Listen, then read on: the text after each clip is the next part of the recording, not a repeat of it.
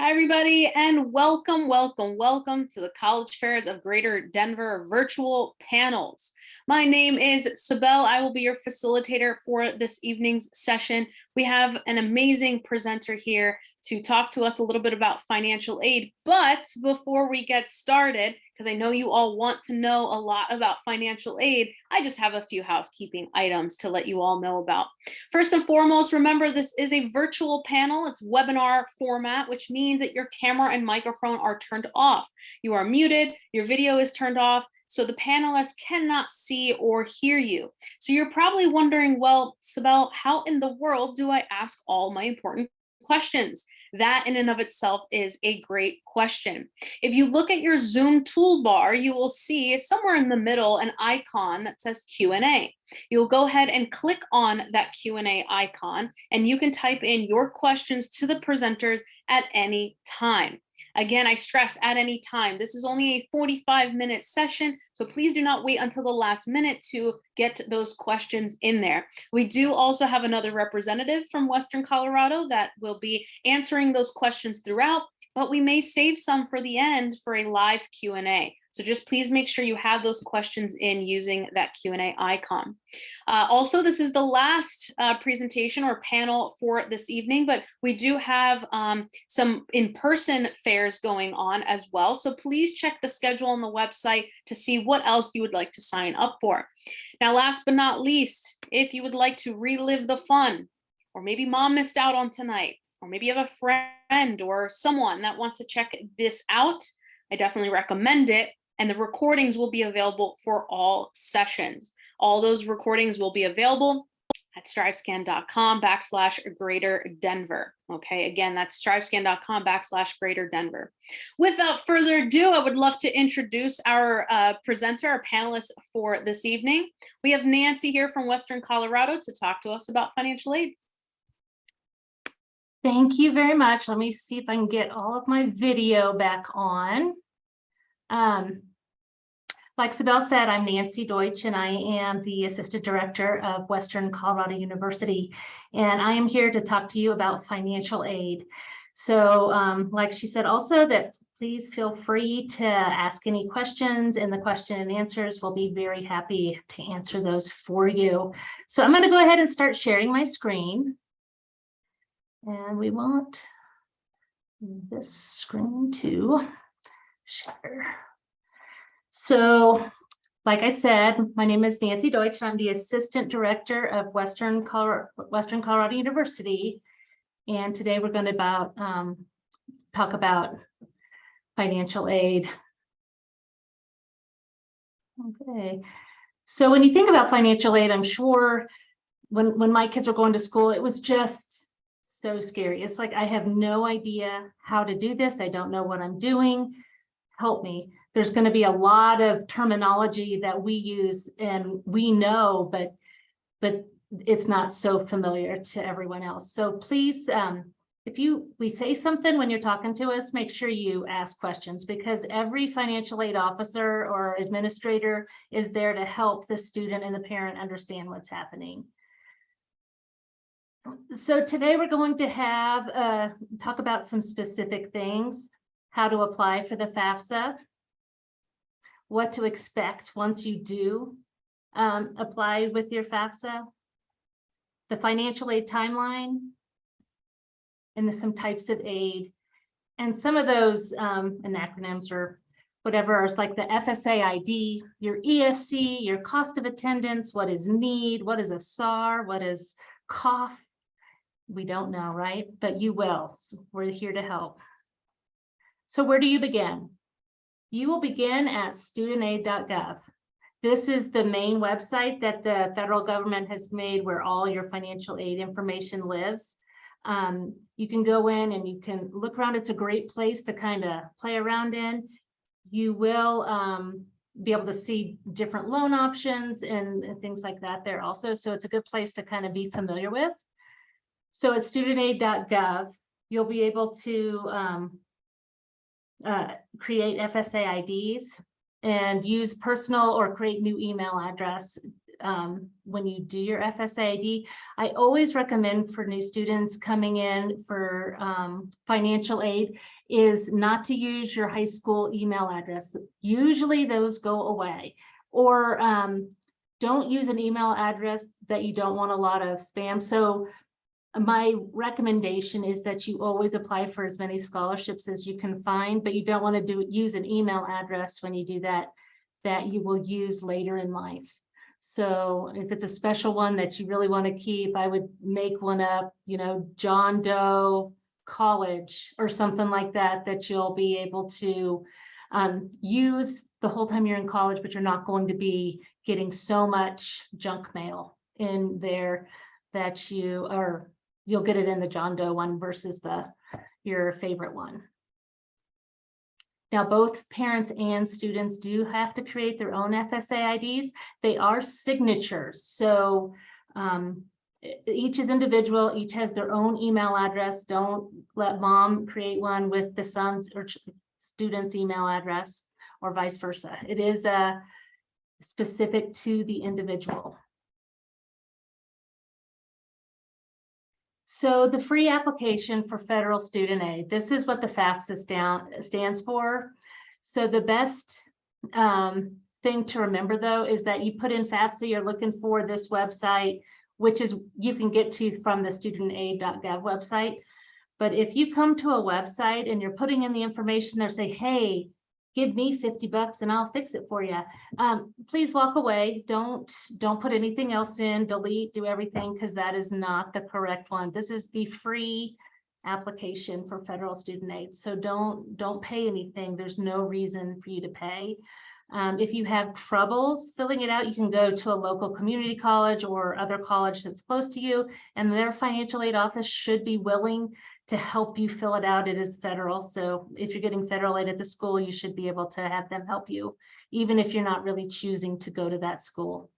They may request that you put their information in there, but they should be able to help you.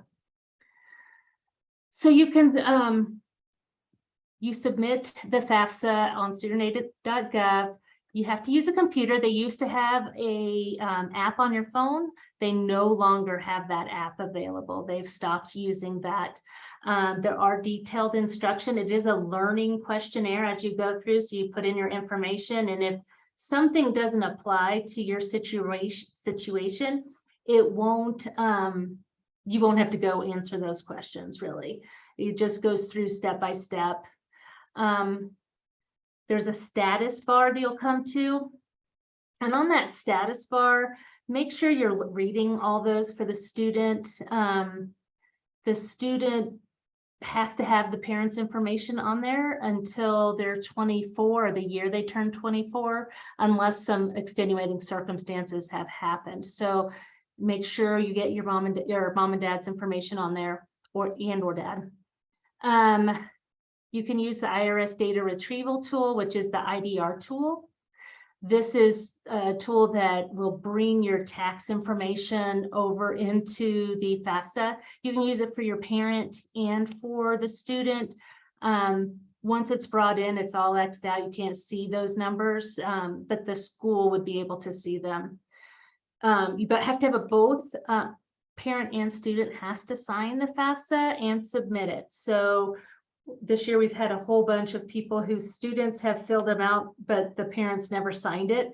And so they get rejected. So we see them, but they're rejected, and no financial aid will be given to the student if they're not both signed.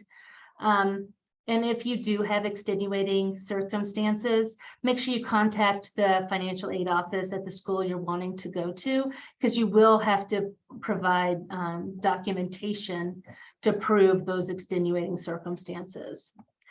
Then once you've submitted it, you wait 3 to 5 days and you'll get the student aid report. So you need to make sure you're looking at it. It's like, oh, this is right, you know, because you're not always sure what the numbers that are coming in from your tax return, because you've used the IDR tool. So look it over, and if you just say this cannot be right, contact your financial aid officer. We'll be able to look at those and say, well, look, you put in that you have $7 million. of course you're not getting any aid. So we can look at those, or you've put in your adjusted gross income without a decimal point, or so it looks like you earned a lot more money. Anyway, just make sure you look at that student aid report. So for the 23-24 school year, the FAFSA is going to open October 1st, which is just in a couple of days. So it's always good to do them as soon as possible because most schools will have a priority deadline. For Western, it's March 1st. There are other schools, it's in February, or it could be any dates. Make sure you contact the school that you're interested in to see when their priority deadline is. Now, the priority deadline does not mean you won't get any financial aid if you don't get it in by that time. It's just meaning that the school will guarantee that you can get all the aid you qualify for.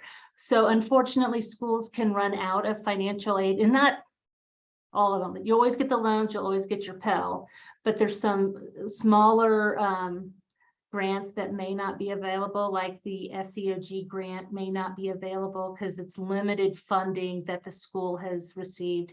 So we can only, give out the amount of money that we actually have to give out on some of those, but you do always get the Pell, you do always get your loans. So most of it will be there. It's just a couple of them they may not have enough of. So expected family contribution. Now, while it does say, this is what the government is saying, that we expect the family to contribute, don't let this number scare you, because it doesn't mean it's necessarily out of your pocket.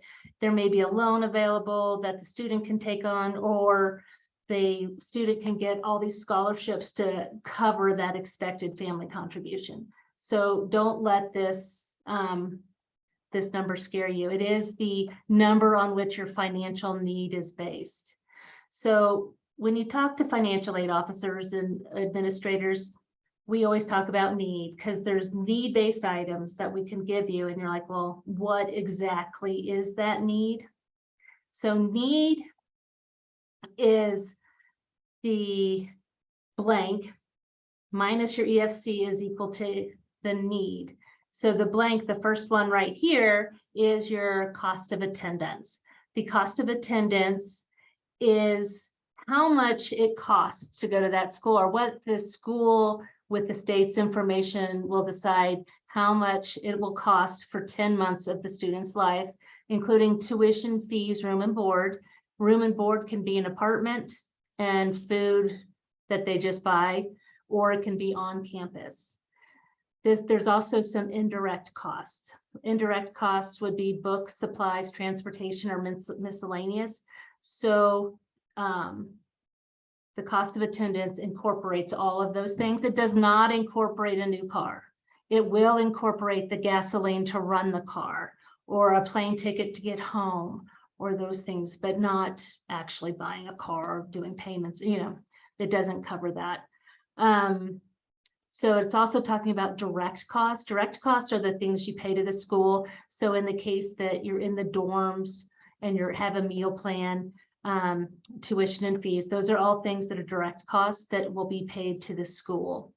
Indirect costs are costs that you'll have, but not necessarily paid to the school. So you'll see, like for Western this year, our cost of attendance is $26,202 for the school year. This is for Colorado in-state residents, but the actual costs that the students are paying us are about like $11,000. So it's like $22,000 direct costs, but $26,000 in with the cost of attendance and indirect costs.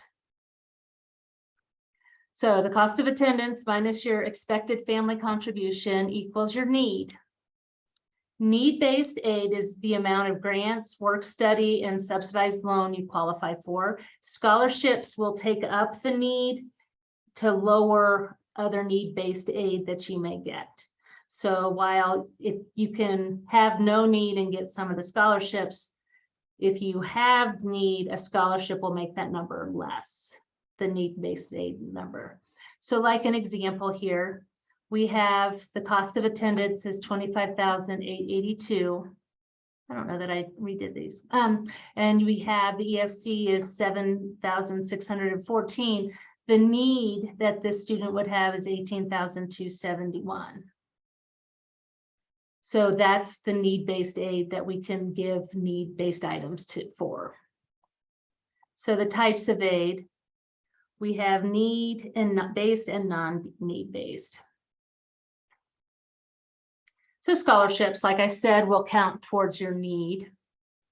You'll have grants. Grants are specific to the FAFSA. You have to fill out a FAFSA to get a grant. These are from your state and federal government, and from the institution has some grants that they'll give, but it's all based off of your FAFSA. So if we don't have a FAFSA, you won't get the grants. Work study is also a need-based item. If we don't have a FAFSA, you won't have work study. We will, you can still get a job on campus, but it's not called work study. It's just an institutional job for student job. Now, what it means though is work study is a bucket of money that we've gotten from the state or from the federal government to help pay students. And then institutional student jobs are jobs that the institution pays out of their budget. And then the subsidized loans. So subsidized loans are loans that do not accrue interest while you're in school full-time up to half-time. If you go below half-time, that will count as your, there's a 6-month grace period. So once you go below that 6-month, you'll have to start paying that loan if you go below half-time. But subsidized loans are loans that are subsidized by the government. So that just means they're paying their own interest. So non-need-based aid are the unsubsidized loans. Unsubsidized loans, you accrue interest as soon as the loan is dispersed onto the student account. But you're not gonna, if you accept like the full thing, which is $2,000 for dependent student for the first year, then only 1,000 gets dispersed to start with. You only pay interest on that 1,000 that's been dispersed until you get to the January, and then the other half or 1,000 would be dispersed. And then you're accruing interest on all of them. And then we also have the Parent Plus loan. Now, Parent Plus loans are loans that students, or excuse me, that parents take out for the students to go to school. Now, this is not in the student's name. This is in the parent's name. So just be aware, it's not something that you can actually, sign it over to the student when they graduate. You can make your own agreements, but this loan is in the parent's name and on their credit. Whereas the unsubsidized loan and the subsidized loans are both in the student's name. So the free money, this is all need-based. So you can have scholarships. There's different types of scholarships: merit, institutional, and private.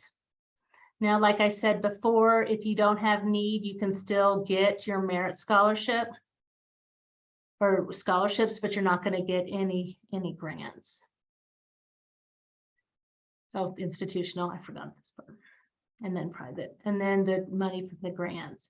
Now, there's also work study, which is need-based. You have to have room in your budget to get the work study. And then the subsidized loan, which is borrowed from money that the government subsidizes. And then the non-need, there's no government subsidization, is that the word? It's not subsidized. I do recommend that if a student is needing to take out the unsubsidized loan, that they pay their own interest and subsidize it themselves. So if you keep up on it, it's not going to be that difficult. You can make, it's like $20 the first semester. If you can pay $20 in December, your interest only payment there, and then do it each term, whatever interest has been accrued that term, then you can keep up on it, and you're not going to have additional interest. The thing to remember that after your 6-month grace period, you will have to start repaying the loan, and any interest that has accrued will be capitalized into the loan. So you'll be paying interest on your interest. So it's just best, if you can, to go ahead and pay the interest yourself. The other thing to remember is that you shouldn't be afraid of them. By getting a college education, you will be getting a boost in what you can earn. So if you take out a little bit of loan just to get through the first year, which is the hardest to pay for, it seems to me. I've been doing financial aid for about 6 years, and it just seems like the first year can be the hardest to kind of get your head around everything. But after that, you figure out the best ways to get everything paid for. The same thing for the Parent Plus loan. It does accrue interest while the student is in school. You can also defer it to pay it after the student graduates or goes below half-time, or you can just start paying it after the second disbursement, which I think is in March, is when it would start. You'd have to start paying. So what does out of pocket look like? So we've been talking about, it's a different slide. Here we go. So we've been talking about your EFC and the cost of attendance, but the thing to remember now is your cost of attendance minus your aid is what is going to be your out-of-pocket expense. So what I'm going to recommend is you go to your college's website. They should have a net price calculator. And with this calculator, you can put in your EFC, you put in the high school grade point average, and how many are in your household, those things, and you'll find out based on those two items basically what you might be paying if you go to school there. Most schools will be you don't have to apply for the merit scholarships. So by putting in your grade point average and any test scores, you'll be able to see what merit scholarship you could get. And then the EFC, you can see what financial aid you'd be able to get. So it's a good place to go. It's called the net price calculator. It will be able to tell you a lot of information from a lot of different schools. Well, when you go to their websites. So for Colorado residents who are choosing to go to a Colorado university, we do have the College Opportunity Fund. It is not the Colorado Opportunity Fund, it is the College Opportunity Fund. It is a stipend or a payment to Colorado residents who go to a Colorado university. For public schools, it is $104 per credit hour. You'll have to apply for it. You apply for it once, and then you can authorize the school to receive it for you. If you change universities, you can authorize the other school to get it also. You get it for 145 credits, but you can go up a little bit higher, but in general, it's 145 credits. So usually the College Opportunity Fund is what's used to pay for any concurrent enrollment that you may be taking as a high schooler. So just be aware that while you might have an application, it does have to have the Social Security number as your account number for it to feed into the colleges. So if you have problems with it as you're going to school, it's like, ooh, I better check and make sure it's my social, and that both the school and the COF organization has your social on the account. So it'll be something that's important to look at. So for timelines, merit awards are awarded when you do your application. So when you're accepted, you'll find out what merit awards you're going to have.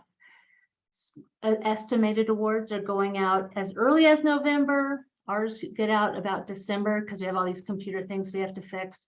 And then your official award should be coming out in March, depending on some legal things that have to happen, like the federal government has to choose what Pell is and things like that. We also have a common scholarship that can be applied for. So look at the school you're going to, because they'll have their own deadlines on when you can apply for these outside, like foundation scholarships. Those are the things that are, just extra that you could do. So, but they usually come out and you'll be notified in May once those are there. So to review, your FAFSA is the free application for federal student aid. The SAR is your student aid report that'll be emailed to the student And I think the parent gets it also. We get notified that the financial aid has been processed. The expected family contribution is the EFC. Your cost of attendance is how much it'll cost for those 10 months, but it's based on a number from the states that usually. Your need is the difference between the cost of attendance and the expected family contribution. And then any aid or scholarship, grants, work study, and loans. Let's see here. And then to wind it all up, if you have questions, you're welcome to contact us. This is our email and our phone number. We'd be happy to ask or to answer any questions you might have. And if you, want to know, well, who's on the FAFSA and those type of questions, we're happy to talk about that. And just so you know, if the parents are no longer together, the parent that has over 50% of the time or the financial burden of the student is the parent that needs to be on the FAFSA. Thank you very much. I can leave this on a little bit longer. Let's see if there's any other questions. Here we go. So the question is, what if the student doesn't know where they want to go? Oh, it looks like it was answered, but the question is that you can put 10 colleges on the FAFSA and submit it. When you get that information back, you can put 10 more on there and resubmit it, make corrections, and you can send it to as many as you want. I would recommend you not doing it like submit and then do the next 10 the same hour. Let's let it process a little bit and then go on to the next schools. So let's see. So the thing to remember if you have lost your job, this question is, my husband and I both lost our jobs in late 2021, early 2022. So our 21 taxes are not good. You still use your 21 taxes and fill it out because that's what they were. Then you contact your school. And we call them parent contribution reviews, but it's a parent professional judgment. So we can look at what is your income now, because we know it's 2 years in the past, lots of things change, and we'll take the best information for your situation. So while it's like, oh, this is wrong, just know you can get that changed and it can be adjusted to what your income is now.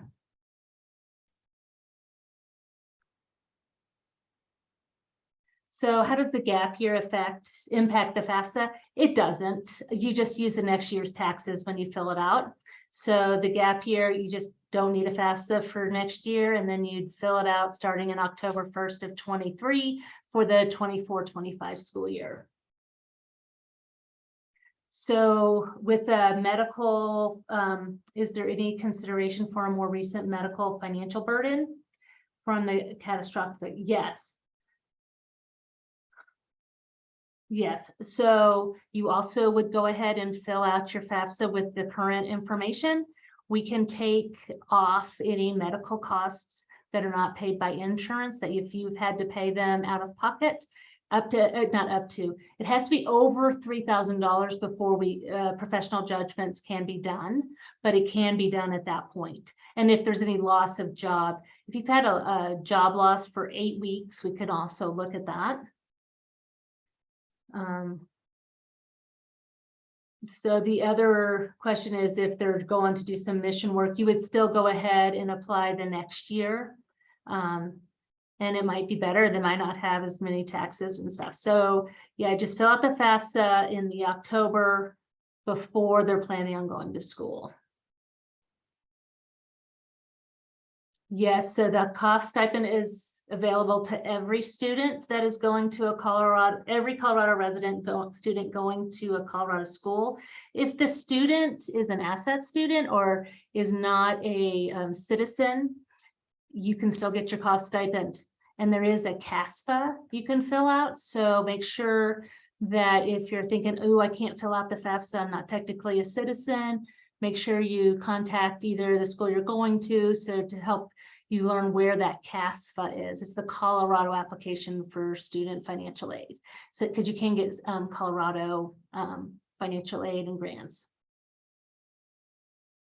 So the next question is, how do you manage the FSA ID process for 2 kids in college? So yes, so when you fill out your FSA ID, you use your social security number as part of the, just to sign up. That's part of, not part of the signature at all, but it's in the application. So you would have one for the parents, for each parent. If we have 2 parents that think, oh, I'll do it this year, you do it next year, whatever, they each have their own, and then each student would have their own. And I have heard rumors that there's going to be a way to transfer your information to another student. So it should be at the end somewhere on the application. I haven't seen it yet, obviously, because it's not open, but I will be going to fill out my own FAFSA. I generally do one every year just to know what everyone is looking at. So yes, so you have the parent have a FSA ID, and then each student needs their own FSA ID. So make sure there's 2 different emails and both of their socials, and keep them as separate as possible. So are there any other questions? It's so much information, and I know it is. I would recommend too, if your school happens to have a financial aid night also, you know, go in, because maybe some questions might come up and you'll say, oh, I should have asked this. And they'll be happy to help you at the schools also. But you're welcome, like I said, to give us a call. We're here to answer those questions, you know, all the time. So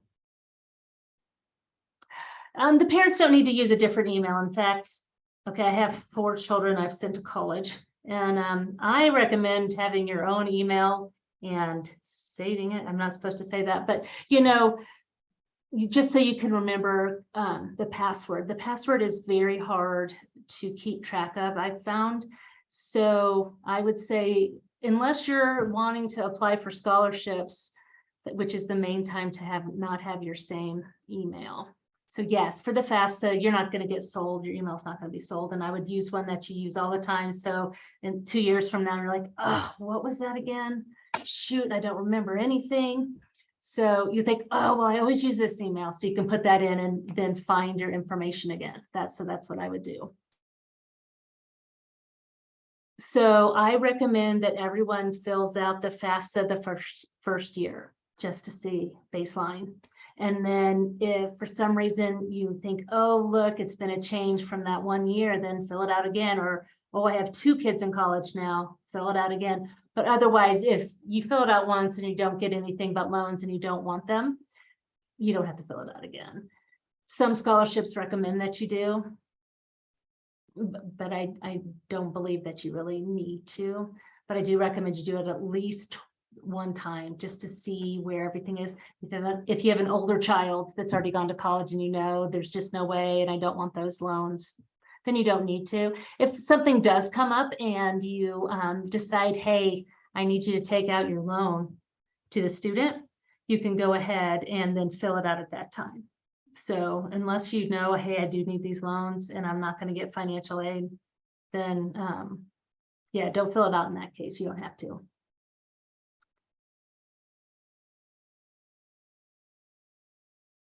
Yeah. So what do you think? Any more questions?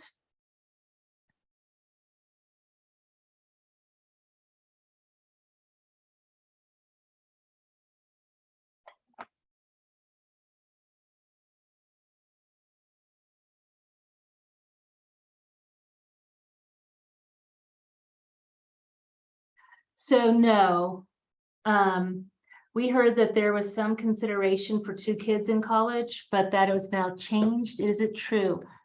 I have not heard of this change, especially for this year. But there are changes coming to this financial aid world. We don't have all the details yet, but they're going to be changing it from an EFC to an index number. So eventually, but right now, you do get consideration. It's like split in half. If you have 2 kids, if 1 kid in college, your EFC was 17,000 or something like that. 2 kids in college would be about 8,500 each, you know, so it splits it in half. It does depend on what the student, how old the student is and how much they make, because it's all added in together. But it does have consideration still, at least for next year.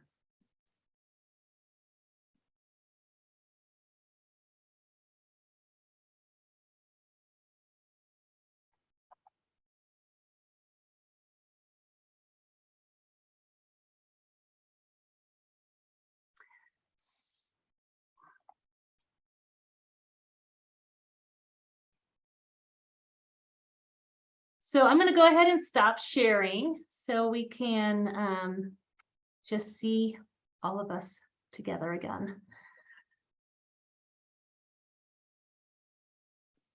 All right. Well, we have reached towards the end of our amazing panel and presentation. With that said, you all have Nancy's information. If you do have any other questions or anything that you'd like to reach out, Nancy's always there to help out. Nancy, I just want to thank you so much. I know I learned a thing or two as well. Oh, well, very good. Yes, thank you so much for being here. What you do is very important. My participants, what you do is very important as well, which is to show up and to learn, right? So we're all here for you for that reason. So thank you so much for joining us. Remember, you all, after you close out this window, a very quick 5-question survey will appear. The words very quick are literally on your screen, so I promise it is very quick, okay? There are no more sessions, at least virtually, to sign up for, but there may be some in-person events that I know coming up here. So please make sure to check the website and check the schedule to sign up for those. And last but not least, if you would like to relive the fun, a recording will be available at strivescan.com/Greater Denver. Again, a recording of all sessions, all virtual panels will be available at strivescan.com/Greater Denver. With that said, again, thank you so much, and I hope you have a great evening, everyone. Thank you. Thank you.